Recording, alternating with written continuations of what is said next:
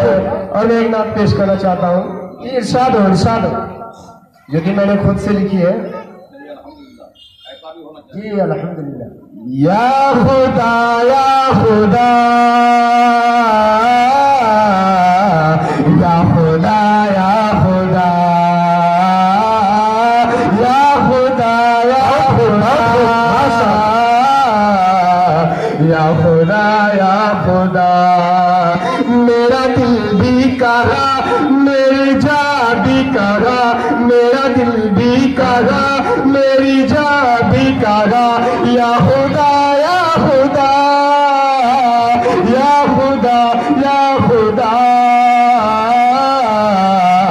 या खुदा या खुदा तेरी कुदरत से ये दिल भी हैरान गए तेरी कुदरत से ये दिल भी हैरान गए तेरी सोचों से ये दिल भी नादान गए ये है तेरा जया या खुदा या खुदा या खुदा या खुदा मैं गुनहगार हूँ मैं खताकार हूँ मैं गुनहगार हूँ मैं खताकार हूँ मैं सियाकार हूँ तेरा मेरे मन हूँ माफ कर दे खुदा या खुदा या खुदा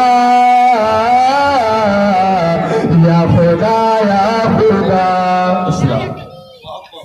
जी बहुत खूब माशाअल्लाह।